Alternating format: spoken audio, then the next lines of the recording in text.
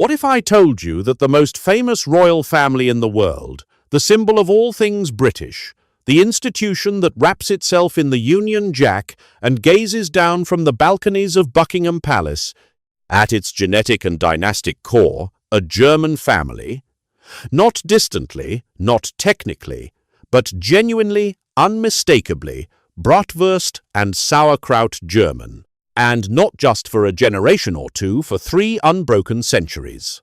The family that the British public calls their own, the family that appears on postage stamps and currency, the family whose every birth, death, and divorce becomes a national event that family traces its origins, not to the English countryside, but to a small, unremarkable German principality that most people today couldn't locate on a map.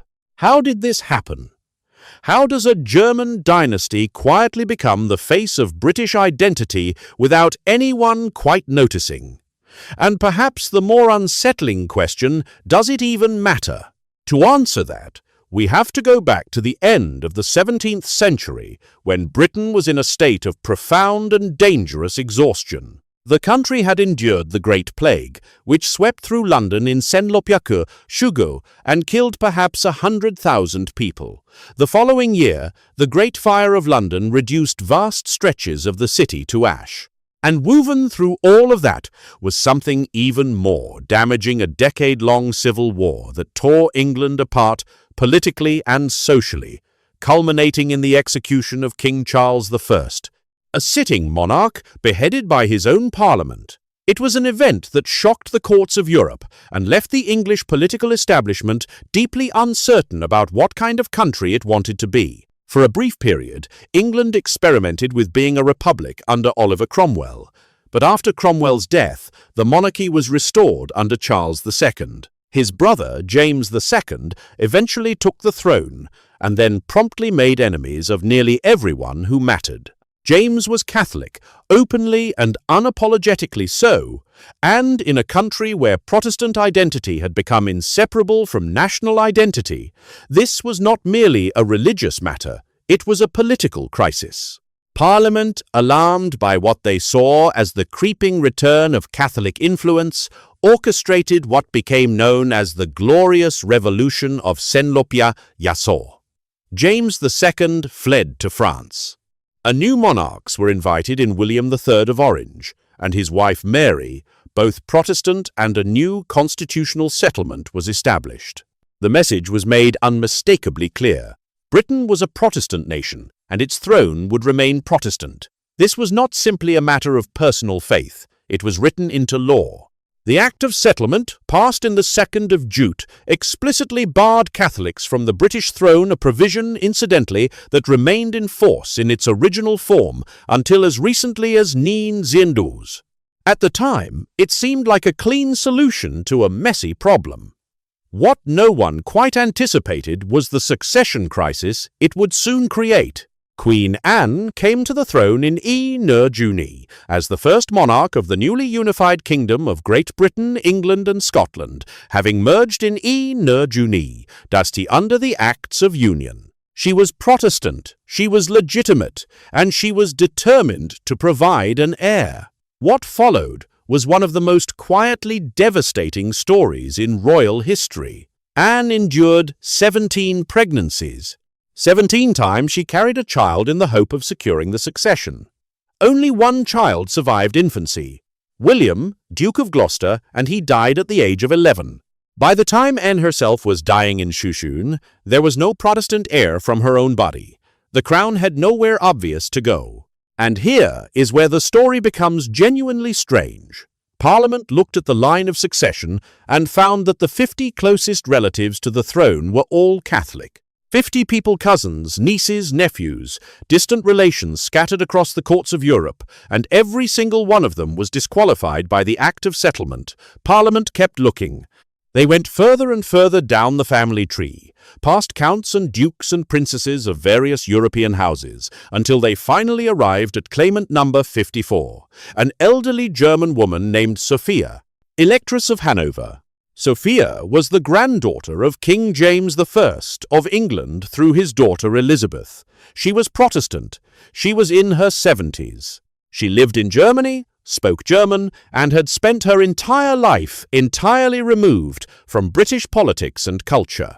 But she was Protestant, and that, in the end, was the only qualification that mattered. Parliament passed the Act of Settlement with her in mind, and the plan was set. When Anne died, Sophia would become Queen of Great Britain.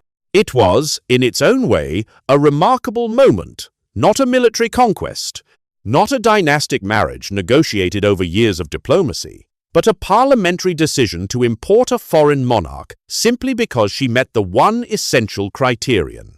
You can admire the pragmatism of it. You can also find it slightly absurd.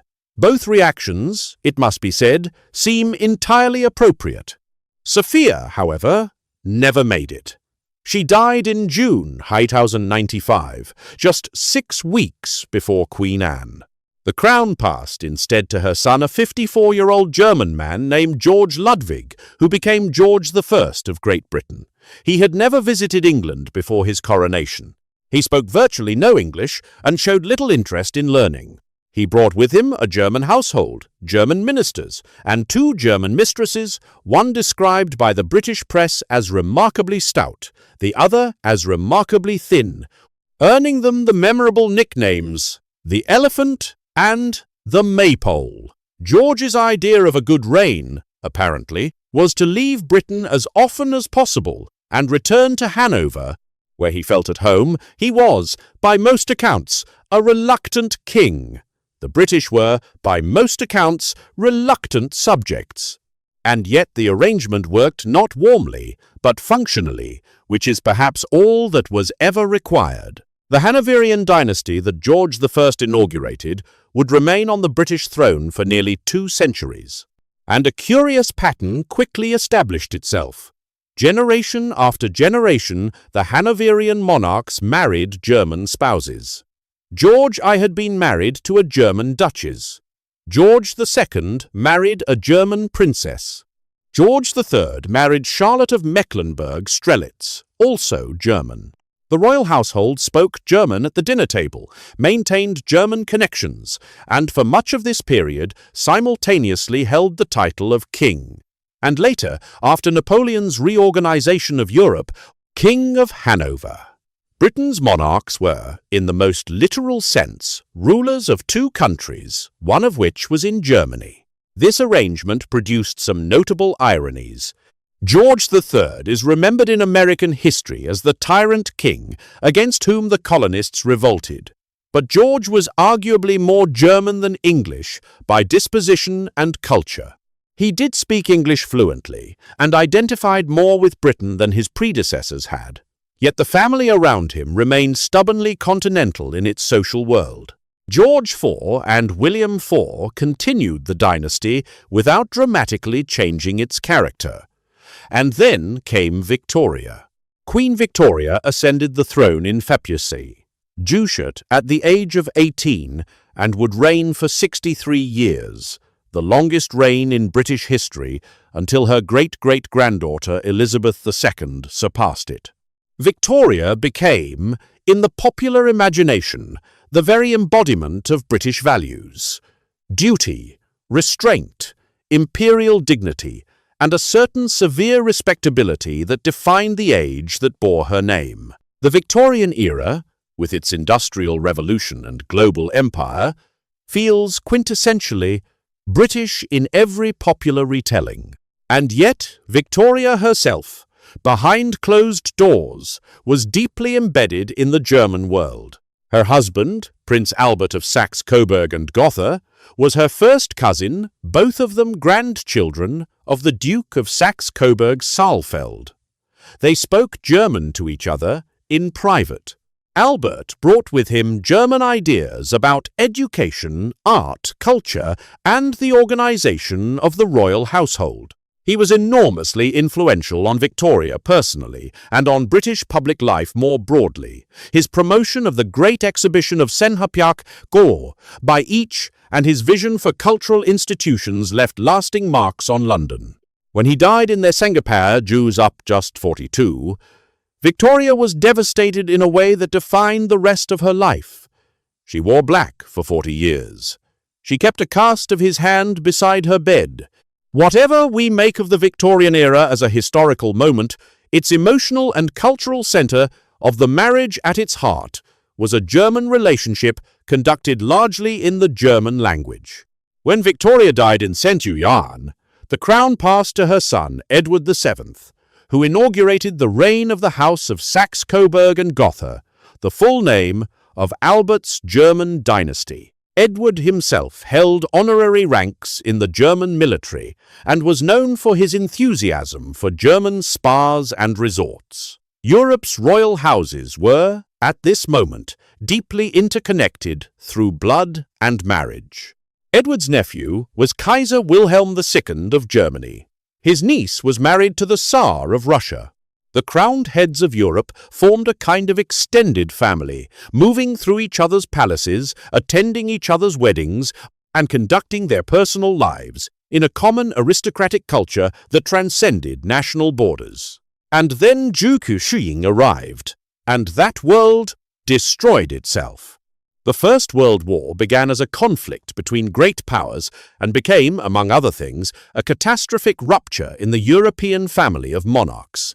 Britain and Germany were now enemies. Soldiers from both countries were dying in the mud of Flanders.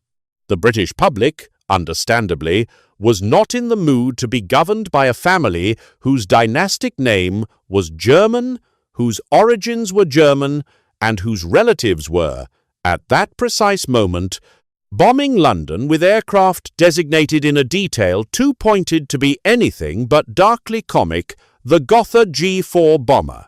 The Gotha, as in Saxe-Coburg and Gotha, the king's own family name, stenciled on the wings of the planes, killing his subjects. The pressure on King George V was enormous. He was a man who had worked hard to cultivate a British image less cosmopolitan than his father, more domestic, more obviously patriotic. But his name was a liability. His German relatives were scattered throughout the British aristocracy, holding titles and positions that suddenly seemed embarrassing at best and treasonous at worst. Something had to change. In July, Saxe-Coburg, an Archduke issued a royal proclamation.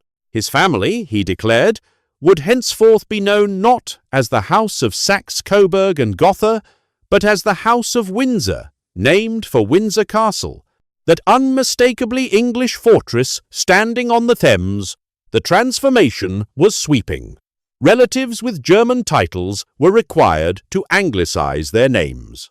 The Battenbergs became the Mountbattens. Prince Louis of Battenberg, who had served as First Sea Lord of the Royal Navy before anti-German sentiment forced his resignation in Julian, watched his family rename itself in a single stroke. Across the board, the linguistic traces of German heritage were scrubbed away. When Kaiser Wilhelm II heard what his cousin had done, he reportedly remarked with a wit that perhaps deserved a better context that he was looking forward to the next performance of the Merry Wives of Saxe-Coburg Gotha. It was a sharp joke. It was also for Wilhelm, the last one. Germany lost the war. The Kaiser abdicated and went into exile in the Netherlands, where he lived out his days in relative obscurity, dying in Saint-Julian. The German monarchy was finished. Across much of Europe, the war's aftermath swept away the old royal houses. The Romanovs in Russia had already been murdered. The Habsburg Empire collapsed. Thrones fell across the continent. The Windsors survived. And not just survived, they thrived. By renaming themselves, by visibly committing to a British identity, by wrapping themselves in the symbols and language of the nation they governed, the family accomplished something genuinely remarkable. They transformed a potential political crisis into a demonstration of loyalty.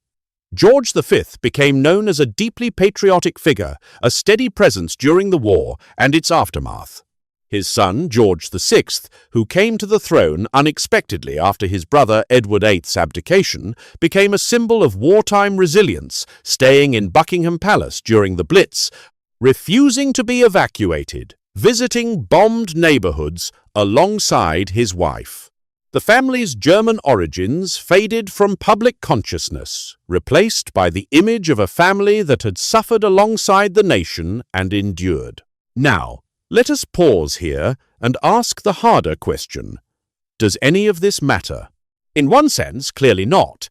The idea that a person's ancestry determines their character, their loyalty, or their fitness for a role is one that history has given us every reason to reject. George V, whatever his family name, was raised in Britain, served in the British Navy, and spent his life in British public service. George VI spoke with a British accent, loved cricket, and by all accounts felt genuine affection for the country he governed. Elizabeth II reigned for 70 years with a sense of duty and continuity that the British public, for the most part, found genuinely meaningful. The Windsor family, whatever its origins, has been British in the ways that practically matter for generations. But in another sense, the story refuses to simply dissolve into irrelevance. Consider what the name change of Saxe-Coburg actually represents. A family in a position of enormous symbolic power chose, in a moment of political pressure, to erase its own heritage for the sake of public relations. They did not acknowledge their German connections and explain why those connections were compatible with British identity. They did not attempt a more honest conversation about how intertwined European aristocratic culture had always been. They simply rebranded. They renamed themselves. They stripped their relatives of their German titles and replaced them with English ones, as if heritage were a costume that could be exchanged for a more fashionable one. The efficiency of this operation is impressive. Whether it was admirable is a different question. What it reveals, more broadly, is something important about how national identity is constructed and maintained. We tend to imagine national identity as something organic, something that grows naturally from history, landscape, culture, and shared experience. And in many ways, it is. But it can also be manufactured, curated, and deliberately performed. The House of Windsor did not become British by accident. It became British through a sustained effort of image management that continues to this day. The carefully staged ceremonies, the appearances at community events, the strategic deployment of tradition and modernity, the balancing act between relevance and mystique. The monarchy is, among other things, a performance, and for 3 centuries, one German origin family has been its lead performer.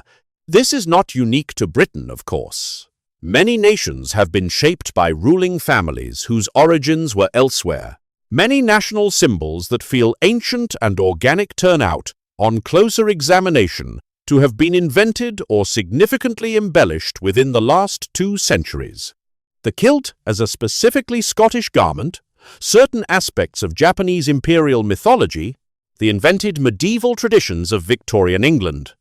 The list of constructed national heritage is long and unsettling to anyone who thought these things were simply true.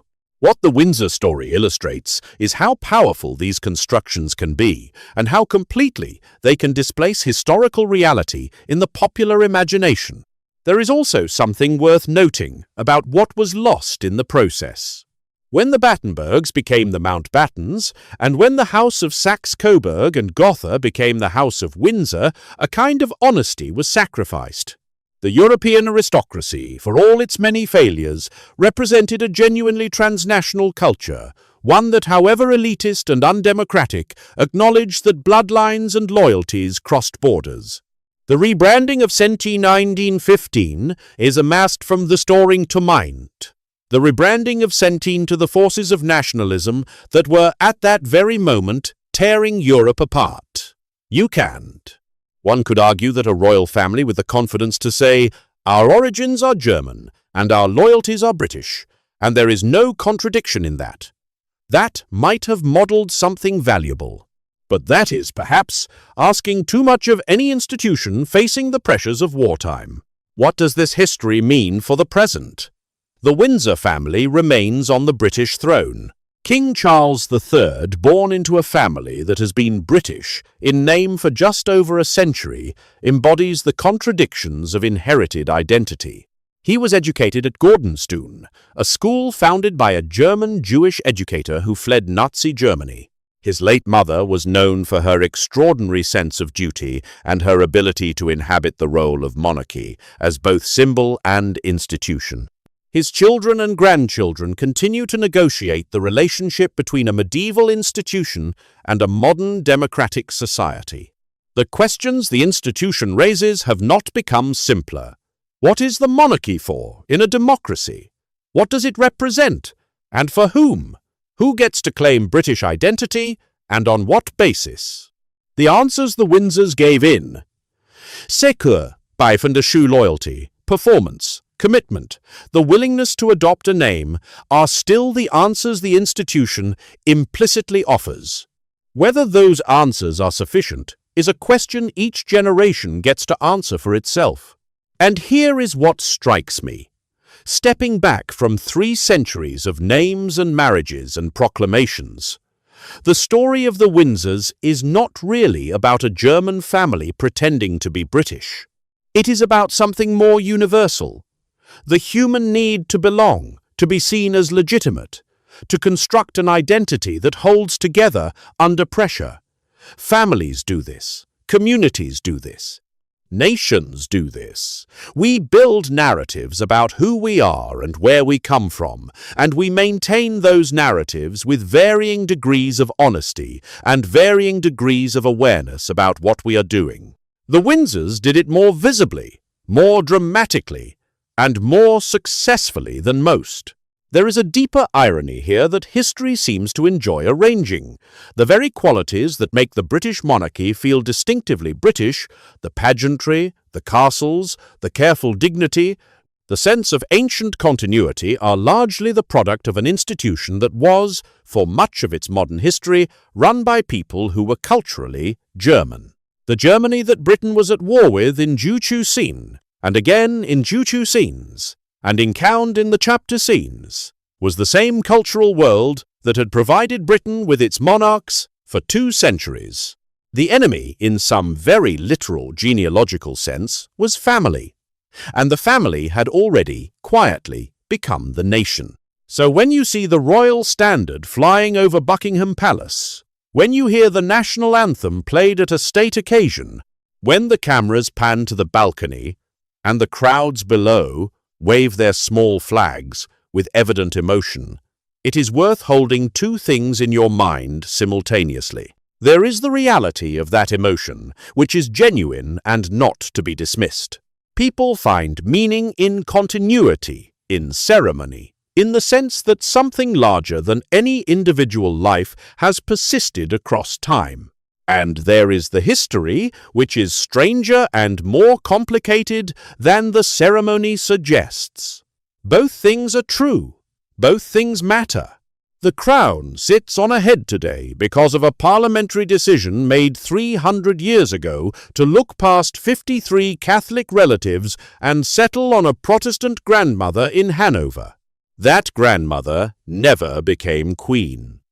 Her son arrived in England not speaking English, accompanied by 2 German mistresses with memorable nicknames, and began a dynasty that would outlast every other German royal house of its era, not because it was the most powerful or the most legitimate, but because it was the most adaptable.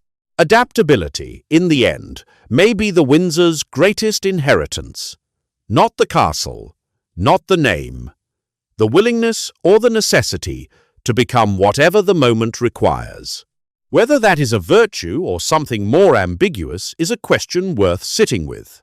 Because the capacity to reinvent identity, to shed one name and adopt another, to perform belonging until it becomes real, that is not uniquely royal, it is deeply human. And history, as it so often does, holds up a mirror and asks, when you look at that capacity in yourself, what do you see? Perhaps the story of the British royal family is not, in the end, a story about Germans or the British, or the peculiarities of succession law.